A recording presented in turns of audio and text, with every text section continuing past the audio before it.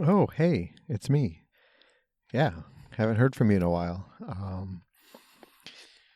Yeah, uh, so every time I do a podcast now, it seems that I'm making excuses or pseudo making plans to increase the frequency of podcasts episodes coming out, and seems I always just let it go to the wayside. And truth is, I'm just busy with work.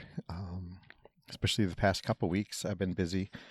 Um, and I just don't find myself with the time to do this. And and I think about it, but I don't know. It's a weird thing that I feel like I need to be in a certain physical slash mental slash emotional state to record. And like it has to be some kind of extreme JP time to do this. And I don't feel that situation very often. So like before when I was doing the daily, right, early on in the pandemic, and it was always morning time, right? I would get up early, go do my thing and record and put it out and then go for a walk or run, blah, blah, blah. And then, before that, it was always, it was a morning, usually a morning. I was working part-time, so I had, I would have a Thursday, Friday, Saturday, Sunday off or whatever, something. And I would just find one of those mornings and go and do it. Before that, Nora was traveling a bit more, and there was time when, the kids were doing their thing and Nora wasn't home, and I could just sit in the bedroom and do it. And all those things have changed, and Nora is not traveling. And, it's not that she can't be around when I'm recording. That's not, there's nothing secretive I'm talking about here on the show. But it just doesn't feel, it doesn't have the right feel to it. And now I'm working full time, so there's really no Monday through Friday morning time to do it. I get home and, the kids are home, Nora's home, and, quite honestly, sometimes I'm just tired from working and I don't want to delve into my innards and spew them out to you guys. So, and then the weekends, I've been trying to run and I don't know, I just hasn't hit. So, but I'm here this morning and we're chatting, and I'm not sure what I'm going to talk about. I'm not a huge fan of like the catch up podcast necessarily. Like here, let me lay out my laundry list of things that I've done recently. But I don't know. We'll see what happens. We'll see how long it goes. Yeah. So without further ado, it's Sunday, November 8th, 2020. And as of this recording, I'm still depressed, but I'm not dead.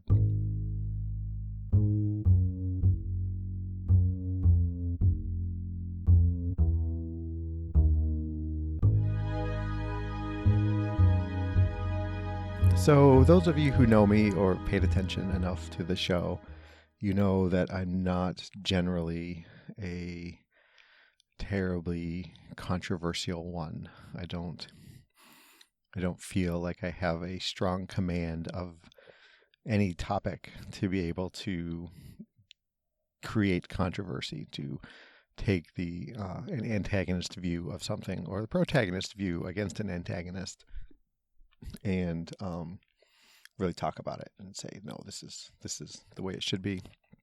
And so this involves things like religion and politics and abortion and gun control and all kinds of things, right? And the reason I bring this up is that yesterday, Saturday, November 7th, the presidential election here in the U.S. was called in favor of Joe Biden, which effectively puts Donald Trump on short notice for being actual president. peaceful transfer of power, as it should be in accordance with um, the way that the government is set up here in America, is June 20th, 2021. So that gives it gives us just over 2 months of the current president. And I don't want to get into it, right? I don't want to bash anybody. I don't want to anything like that. But we'll just say, suffice it to say, that I am in favor of this change in government in the United States, and not so much because of what the president-elect will bring to us on his own. There's a great deal of it that it's what he will take away from what's been going on the past 4 years in the country, and and the world at large because of us. And so my girls have been here all week, and they've been very focused. It was Tuesday that we had our election, and it's just been 5 days of carrying over, like counting and complaining and bickering one side after the other, like, oh, these aren't getting counted, these should be counted, blah blah blah. Anyway, so yesterday, mid-morning, late morning, it was announced that it seemed inevitable that Joe Biden will have received enough votes to win the election. And so the girls were excited about it, and I was just kind of relieved that a decision had been made. And we spent a lot of time like refreshing our phones, like, okay, what does this mean? What's really going on? Is the current president, is he fighting? Is he suing for blah, whatever, this and that? Which, in America, we are a sort of litigious society. And lots of things get settled through the court that maybe shouldn't have gotten to the courts. And so anyway, Joe Biden gave a speech last night, a victory speech, and it's usually preceded by a concession call by the representative who didn't win, the candidate who didn't win, excuse me. And that didn't happen, which was to no one's surprise. And so we were watching the speech from our incoming Vice President Kamala Harris and incoming President Joe Biden, and I was actually kind of welling up at times listening to them talk, and I make no mistake, I don't I don't think either one said anything really profound, or really, it was a victory speech, so it's all kind of surface level, kind of rah kind of stuff. But it was I just was kind of welling up. Like, I don't know if it was like I said, the relief of what's seemingly going away because of a new president in the United States, which is just subtracting the old president, or if it was something that they were saying. But given my history of not having emotions, recent history, it was noticeable and notable, and just kind of interesting listening to them talk. And there is the vice president would be speaking, and they'd cut to the crowd, and there'd be people crying and cheering, and it's kind of an emotional emotional filled event. And so I guess it would be easy to get swept up in that. And I kept looking over to my girls to see how they were doing, and they were just kind of they weren't big smiles like, wow, this is the greatest thing ever, but they were interested. There was not a lot of phone holding during that time. So yeah, I don't know. I'm cautiously hopeful that hopefully things will start to change a little bit, and we can start repairing our alliances and friendships with other countries, as well as within our own country, and blah blah blah. So there's controversy. There's controversial JP, as controversial as I'm willing to get about politics at this point. Except I will say that if you were to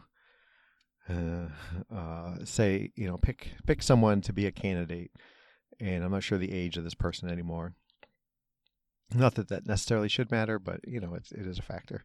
And I was talking to my youngest, and I was like, what if Bill Nye was running for president? Would you, like, you're going to be old enough to vote in the next election. Would you vote for Bill Nye? And she's like, yeah, I would. Can you imagine a government that is run by someone who analyzes facts and listens to experts and does what's best for the community at large? Oh, man. And I say Bill Nye because he famously was anti-GMO when this kind of specific gene editing came about, and he took the time to learn and read about it and see what other people were saying, and he came around on it. And that's the kind of thinking I want in my leaders and myself and my kids and my everybody. So yeah, so that's it. Okay, enough politics. Bill Nye 2024. So like I said, I've been working a lot, and last week, 2 weeks ago, I guess now, because it is the weekend, I worked something like 65 hours. It felt like a lot more when I was doing it. When the week was over and I looked back, I thought, that's a bit, but I've done that before, for extended times. But yeah, it's a lot of work and a lot of jobs piling up and a lot of stress about getting them done. And then things always seem to come together, and it's not as bad as it looks. But yeah, and I haven't.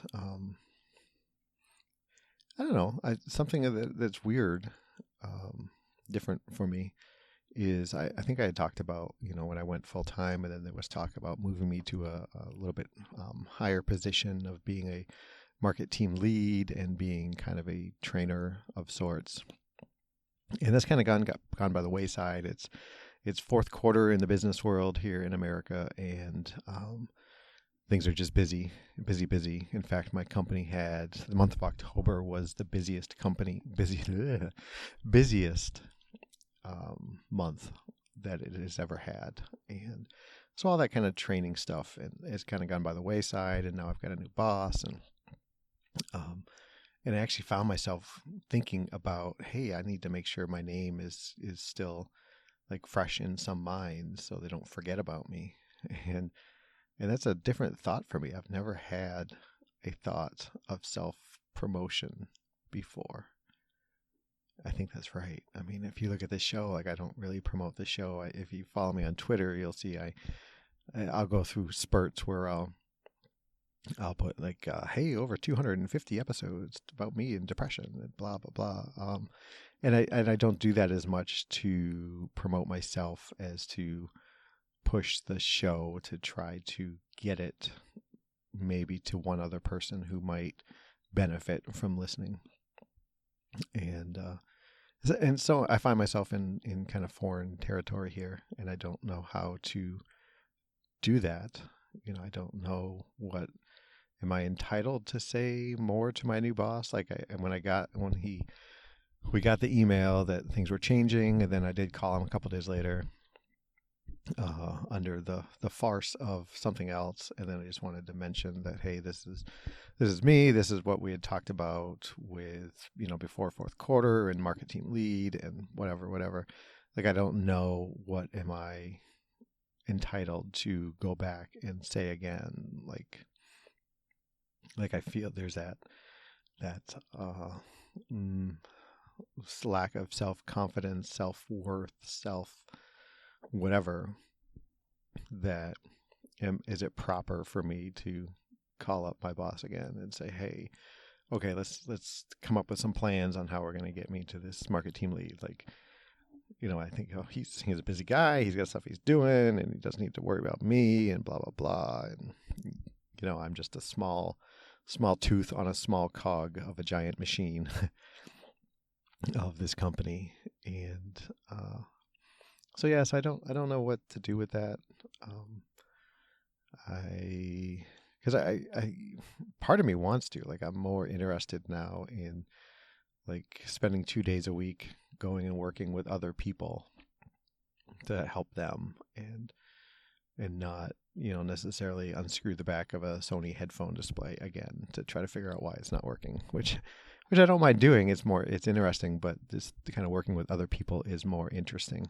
I get phone calls every now and then from coworkers who are like, "Hey, what do you know about this?" And it's kind of fun, to be able to help someone out like that. So I don't know. Yeah, so that's been going on. Work's been busy. I still haven't been up to see Mom. I'm not sure how to work that out yet. Nora just asked me last night, like, what are our Christmas plans? And I thought she meant, like, are we giving gifts to each other kind of thing? And she's like, no, should we, what should we, with us and the girls and your mom and my dad, and what do you think we should do? And her mom, and so I just don't know what. I hadn't even thought about that. Like everything is just encased in this pandemic. Like, no, we're not going to travel because why would we do that? Because that seems like a bad idea. Everybody we're going to see is older, and I don't know. I just don't know. I don't know. And then that gets into me like needing to ask for time off from work, which I hate doing, because that's like putting my name out in a bad sense. Like, JP, not work. JP, not work. Right? I don't want that to be the association. And I know it's not. I don't know because I still feel it, but I should know that it's not like that. Yeah. So. Hoo-wee, that's all coming up. What else has been going on? So I was kind of I was bit by the diet exercise bug about a month ago, and so I started. Excuse me. I was so I well I don't know if I get to edit that out. I hope I do.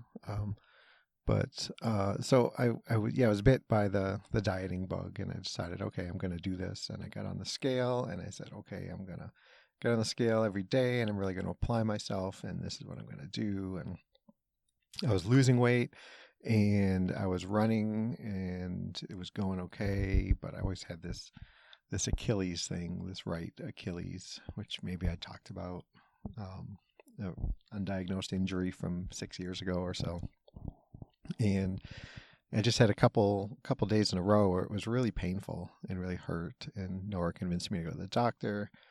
And the doctor said, okay, no running for 2 weeks. And here, in fact, we're going to put you on steroids for 2 weeks and see if we can, reduce the inflammation and make it a little bit better. Because 6 years, there's not really a lot that we can probably do. And I was like, okay. And so it's been about a week and a half now, and I kind of leaned into the whole steroids thing, and like I've probably been eating a little bit more, and I haven't gotten on the scale because I figure why steroids bloat you and make you gain weight, and that's the point. And I'm still trying to keep my mindset ready, so in another 5 days, I can get back on the horse, and maybe 10 days from now, get on the scale again and see where I'm at. But it was clicking along, and I was into it. I was I was enjoying the challenge of like eating less. And then of course my girls are here, and we just always make good yummy food when they're here. And So I eat like a little more dinner, and then there's, it's kind of like a game. It's an enjoyable task for us to come up with good gluten-free foods. My 16-year-old, I don't know if I've talked about this. We believe it's not official, but believe is gluten sensitive, maybe not full celiacs. Celiac? I always put celiacs, like Kmart's and Walmart's. Celiac disease.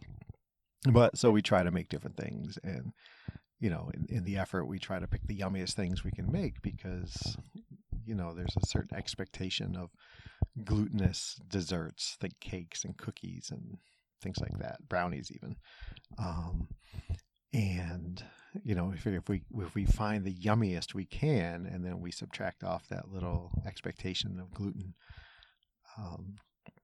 and then it's more of a lot of a texture thing, and taste is different, but then we're better off, right? If you take just a boring old sugar cookie and make it gluten-free, is it really, you're starting at a pretty low bar.